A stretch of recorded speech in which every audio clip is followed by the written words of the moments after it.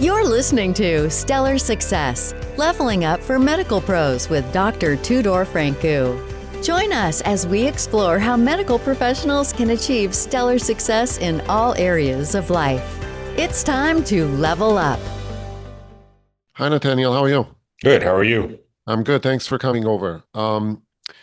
Your area of expertise, it's an important thing for healthcare. No matter what we do, and no matter how patients are taken care of, we get paid Right. more or less. Right. How do we get paid more? Tell me. So that's an interesting question, and It's a rhetorical question, it's but sure. I'm trying to see if we can start a conversation based on the subject because it's a very sore point. Yeah, absolutely, and I totally understand why it is a sore subject. And let me preface that by saying that all of us have experienced that the cost of things have increased. You go to the grocery store, you purchase something, we know that the prices have become outrageous. But a medical practice does not have the same capability to just increase their rates. So the only way that they can increase their rates is through negotiating their reimbursement rates. Most of the contracts that a lot of physician groups have are set in stone, meaning that they're based either on a certain year of CMS, a certain percentage of CMS. And so what you end up finding is that a lot of these physician groups cannot change their reimbursement rates until they negotiate. And that's why we always advocate for our physician groups to actually negotiate their reimbursement rates on a yearly basis. If you figure that inflation is accounting for 2 to 5%, which by the way, we know that it's probably more than that. We know that if you haven't negotiated your reimbursement rates in the last 2 years, you're losing anywhere between 6 to 15%. That means you're making a lot less than you may have been making beforehand. Yeah. The issue is that not many insurance companies out there want to negotiate, and many close their panels completely. And Mhm. you're basically lost in the paperwork and in the network of people to reach out to. How do you navigate this thing? A lot of them do not want to negotiate their reimbursement rates, but as we see in the news all the time, we always see that there's maybe a hospital that has gone out of network, for example, with a particular insurance company. So you're right, they don't want to negotiate, but that doesn't mean that you shouldn't stand your ground and actually try and negotiate because they will negotiate with you if you make the right footing, if you ensure that you're showing to them what your value is as a physician to the network. How are you stopping patients from presenting to the emergency room is a very good example. And further to that, there are two types of insurance plans. There's the self-funded and there's the self-insured. Self-funded is you go to Blue Cross or United, whoever it might be, as an employer. You obtain insurance for your employees, and you pay a premium. The other one is the self-funded option, which means that you, as an employer, think of larger employers, usually 50 employees or more, are funding their own money, and they're the ones actually paying the medical costs directly for their employees. They're often very interested in, how can we save money? And if you're the type of physician group that is actually doing something right by the patient, that is doing something right by the insurance company and the insurance network, there's going to be the ability more so to negotiate with these insurance companies because we have to remember that these insurance companies need the physician groups more than the physician groups necessarily need them. And I don't mean to say that you should completely go out of network. Of course, that's not the case, but it does mean that you should, as a physician or physician group, stand your ground with respect to what you're being paid by the insurance payers. So the debate is old. Mhm. Should you go in network or not with their insurance with those insurance companies as a medical practice provider, right? Sure. And you can, there are many people out there that don't take that insurance or they're out of network and they sometimes get paid more, but they sometimes get denied their claims too. Mhm. So Right. it's a form of restrictive way of selecting who are they paying or not. How can a medical practice, I'm not talking about a huge, hospital chain or a big corporation. who has more, I would say, leverage in negotiating with them. I'm talking about an average or below average size medical group of doctors, local, you know, local people, local providers. How can they actually get to them? So that's a good question, and it also begs the question of why would a smaller group or single physician, so to speak, have any sort of leverage with the insurance company? And the short answer is that we've seen in the last 5 years that there's been an immense amount of consolidation within the healthcare industry.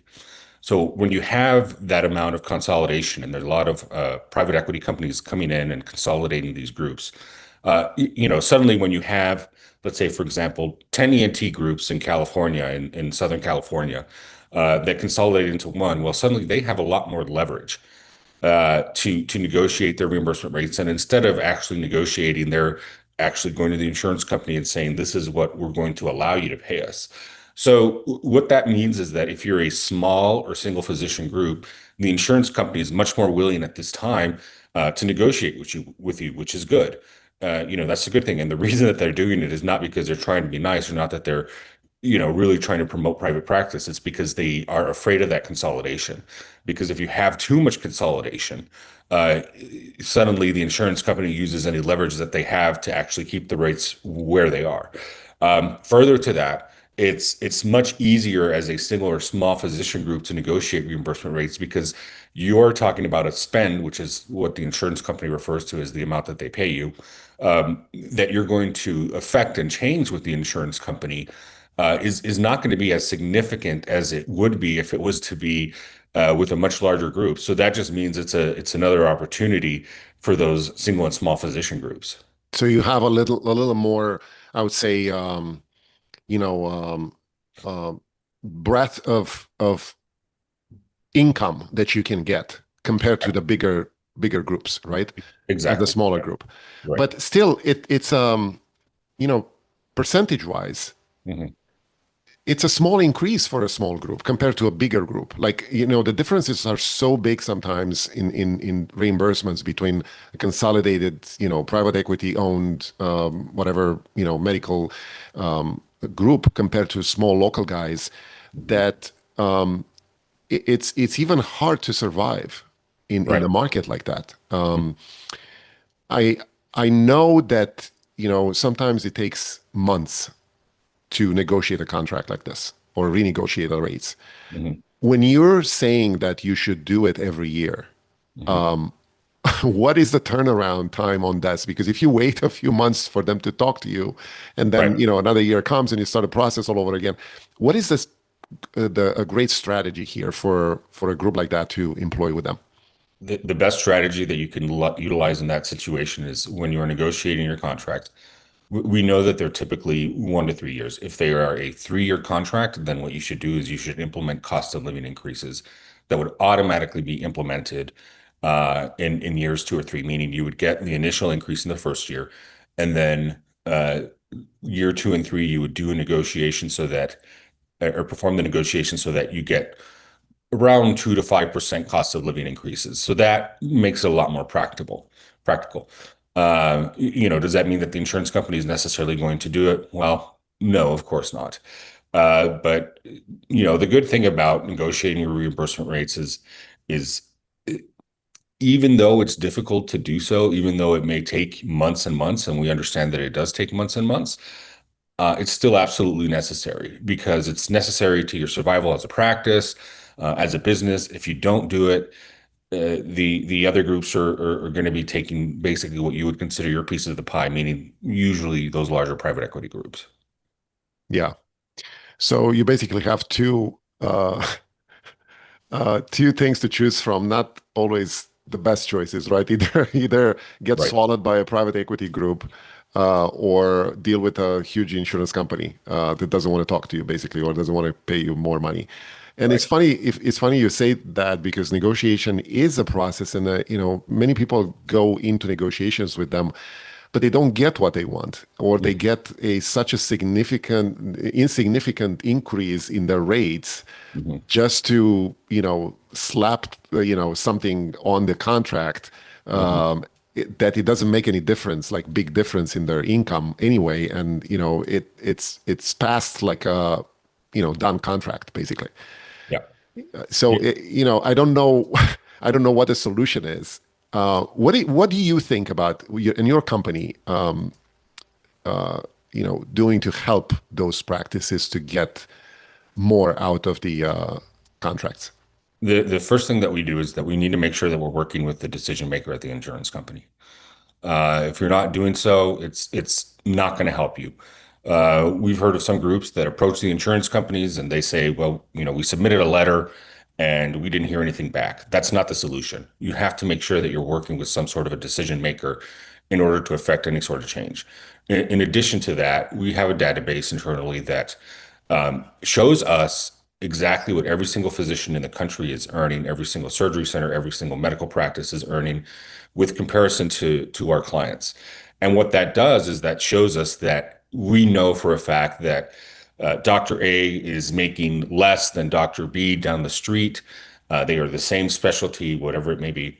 And as a result, this is why we're requesting an equitable reimbursement with this particular insurance payer. So it's those two things. It's understanding what the data behind what you should be earning is, and in addition to that, making sure that you are working with the decision makers at the insurance payers. Yeah, it's this is an art, I would say, in medicine and healthcare. I think people need to realize that no matter how well you practice, no matter how well you staffed, no matter how easy it is for you to get patients and how popular are you in the community, if you don't get paid well for what you're doing in the current environment, your practice is bound to fail sooner or later. Because as you said, you can either get swallowed by a bigger group, Right. or you are failing the practice financially, because you can't keep up with the staffing costs No, that you are can't. raising like more than inflation, I would say. Oh yeah, absolutely. So now tell me, how did you start this whole idea? What made you think to get into this business? I started in the out-of-network billing and collections arena. Thereafter, I worked as a consultant where I did basically the beginning to the end of the business part, or RCM portion of medical practice. And what I saw was that there were a lot of differences in what different practices were earning from insurance companies. And I thought, well, that's kind of peculiar. Why is this practice making this much, whereas this practice is making that much? And what it told me was that there was probably room for negotiation. So I started approaching practices and I said, I'd like to take this on a contingency and see how I can help you. Understand on a granular level, what are you getting paid for every single CPT code? How much are you getting reimbursed? And as a result of that, it basically snowballed. We now have a team of nearly 80 people, and their job is to day in and day out make sure that our clients are getting the right reimbursement rates for their practice. Yeah, I think it's a need. It's a big need for people like you and companies like yours to do this in healthcare, and it's part of being successful or not. Like as I said, you can only survive if you make enough money to pay your staff and overhead and all these other things. So, what would be something that you would advise someone to do as a strategy, as a annual strategy in their practice to deal with this issue? I would advise any group to, of course, number one, negotiate every single year. But in addition to that, put together a value proposition. Demonstrate to the insurance company why you are important to their network. I can tell you that for the most part, when you're negotiating against the insurance company, especially if you put that value proposition together, you have to make sure it's in lay terms. A lot of insurance companies, a lot of people who work at insurance companies, not to be a knock on them, but they don't necessarily understand what you do. They may not understand your subspecialty. They may not understand the additional training that you've done, the additional work that you've done, the way that you're preventing those ER admissions, things of that nature. You have to put those in very lay terms, and that's what you have to utilize as a working document every year to demonstrate to the insurance companies why you are an asset and why you are of value to them. Keep in mind that the insurance companies do not necessarily have any care as to, if patients are upset, if physicians are upset, that's not something that they're necessarily caring about. What they care about is their relationships with the employer groups. So demonstrate how you are an asset to those networks, and that's what's going to make the movement in order to help you change your reimbursement rates. So who is actually the person you get in touch with on with a medical practice? Do you deal with the practice managers? Do you have some kind of like a relationship with a certain a department in those practices? What is your flow of work? Typically, we meet with a physician. The physician, of course, being the decision maker, and then thereafter, they employ their practice administrator to work with us. That's the majority of the cases. Sometimes we have some physicians that are more hand-on and they want to be driving this process, which we certainly appreciate. But for the majority of the cases, it's usually the practice administrator. I see. And what is the result usually that you can deliver to them? Usually between 10 to 20% increases in reimbursement rates. Wow. Um, and again, we always try and employ those cost of living increases because we want the physician group to be able to have those increases in year 2 and 3. Yeah. Um, so Nathaniel, um, what is the thing that you look for with your practice right now, with your business? I'm trying to switch focus a little bit on you. Uh, how what is your strategy of growing your business at this point? My strategy on growing my business is that I want to ensure that I'm doing right by my clients. Meaning what we do is we always guarantee our fees to our clients. It's a contingency-based model, meaning that if we come to you and we don't get you results, we're not going to charge you. And that has always been a very good model for us because it ensures that we're actually providing value to the practice. As you know, as a physician, there are a lot of bad players out in healthcare. And anytime you're a bad player, it spreads very quickly that you're a bad player. And I always wanted to ensure that we were delivering on the actual promises that we were going to provide our clients, which is if we don't do what we're supposed to do, then we're not going to charge you anything.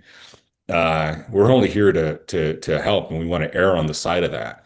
So, and that model has worked very well for us as a contingency-based model. We help you, we win, you win. That's excellent. I don't know how can someone refuse that, right?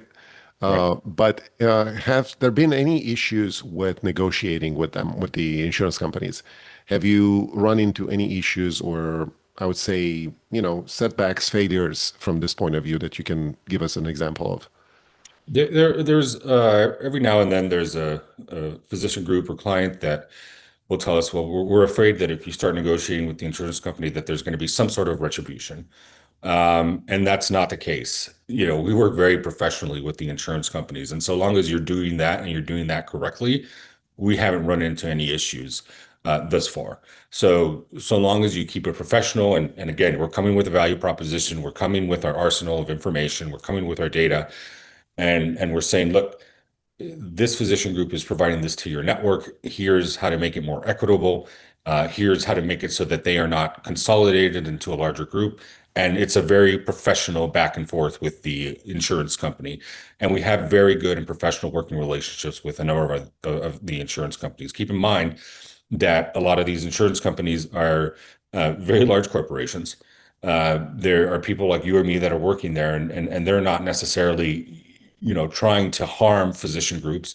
And our job is to convey to them why it's important that they grant the requests that we're making.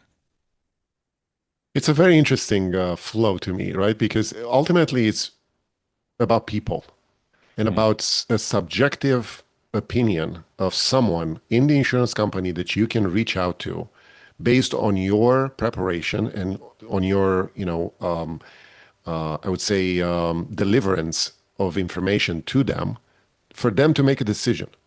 Right. And even that decision is a subjective one because I don't imagine how this works. Do they have like you know, graphs of how people should get reimbursed, and if you're nice enough, they give you more. If you're not, they give you less. How does that work?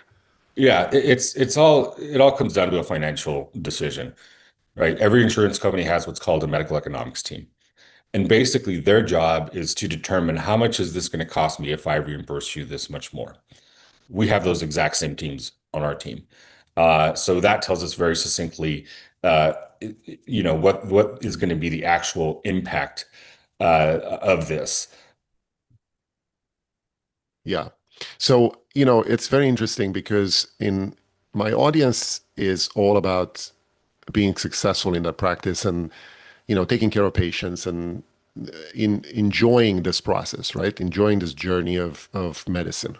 Right. But in the same time, we cannot be successful if we don't have you guys on our side to reimburse us for correctly. Like we're not, it's not, nobody's asking for, three, four times, five times more money than we're making right now. It's just that, like you said, you need to keep up with the staffing costs and Right. inflation. Right. And without this, people are not going to be successful. But people are not aware of this. Like a lot of medical practices have no idea what's going on behind the curtains, right? Financially, and even practice managers, I think they're not aware. I don't know how do you educate people with your company? How do you go out there and say, this is what I can do for you. This is what you should be getting for those kind of services. Well, your podcast is a good example of how we do this. Certainly, of course, as medical professionals are listening to you, the majority of our business comes in from physician referrals because doctors trust other doctors. And that's very telling to us that we're doing a good job because if one physician says, hey, they did exactly what they said they were going to do, that's golden. And I think that that's the main strategy that we've utilized over the years in order to expand our business. And why we have thousands of negotiations that we do on a yearly basis is because we do a good job. We do exactly what we say we're going to do, and as a result, the news spreads. So we're always looking to advocate. I've published many articles over the years that advocate for doing this because I want to make sure, even if you don't utilize my company as your tool to negotiate your reimbursement rates, that you're at least doing it either on your own or even with one of my competitors. I just want to make sure that physicians are aware of this so that they ensure that they are doing it because it's in the best interest of all of us, right? We know that there are better clinical outcomes that are related to having these smaller physician groups treating patients. We know that they have a better model. I like to call it the law firm model, where basically a physician may bring on an associate or a newer grad and they teach them didactically how to practice medicine. Nobody comes out of medical school exactly certain on how to practice medicine. They need to learn from mentors, from other physicians that have been doing it much longer than they have. And eventually, those physicians will retire and then they'll become partners within a medical group. I think that's the ideal situation for all of us. And we see that there is a much better patient care when that's the structure that we employ. Yeah. Like you said, referral and word of mouth is very important in this community. And also education of the business people in the practice of, I bet, a lot of them have no idea when was the last time they renegotiate the contracts with the insurance company or how much they're getting per unit or whatever it is, and they need to keep informed to have the practice survive Right. in this kind of environment. Now, if you're in this business for a long time now, and I'm sure you got a lot of experience over the years with a lot of groups of different specialties. Are you national at this point? Yes, we work in every state. Right. So, with what you know right now, if you look back when you started this whole thing, what would be your advice to yourself? My advice to myself would be, um, let's get as many groups as possible and help them as quickly as possible.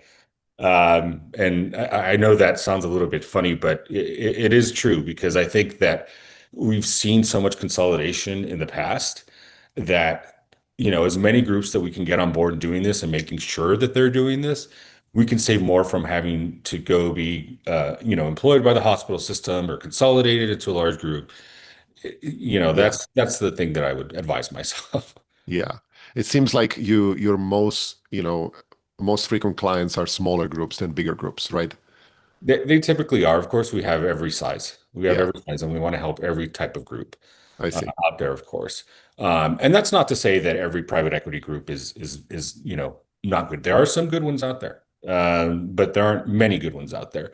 But I just personally, from my own um, standpoint, I prefer to see that these physician groups remain small and independent because they're the backbone. And again, they're typically better at clinical outcomes than some of these larger groups and larger hospital systems that are very corporate, right? Yeah, A lot of physicians move to these corporate jobs and they get burnt out because they have to see 37 patients a day, and that's tough, and that's not the right way to practice medicine. yeah, totally agree. Um, so Nathaniel, how can people get in touch with you, know more about your work, maybe reach out to you for help? You can head to our website, www.ngahealthcare.com. You can email us at info@ngahealthcare.com. For your listeners, we're happy to provide a free analysis of what your reimbursement is versus what your competitor's reimbursement is. And again, whether you work with us, whether you work with anybody else, we just want to make sure that you're thriving as a physician group. That's great. I appreciate your offer, and I appreciate you being here. I think you're an important, link in this successful journey for medical practice. So I encouraged everyone to reach out to you, even for advice or just like, checking in to see how they're doing, because I'm sure there are so many things in the financial aspect of a practice that most doctors don't know. Yeah, Thank you so much. absolutely. Thank you. Are you a busy medical professional striving to excel in life and work? Stellar Success Podcast brings you the habits and insights of top leaders in medicine and beyond. Discover strategies for balance, growth, and fulfillment in every episode. Follow us on Instagram at Stellar Success Podcast for daily inspiration. Start your journey to success today. Subscribe to the YouTube channel now.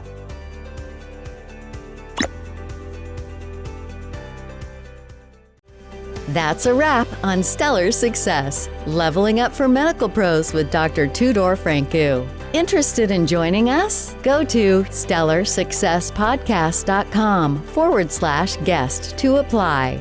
Stay stellar and level up.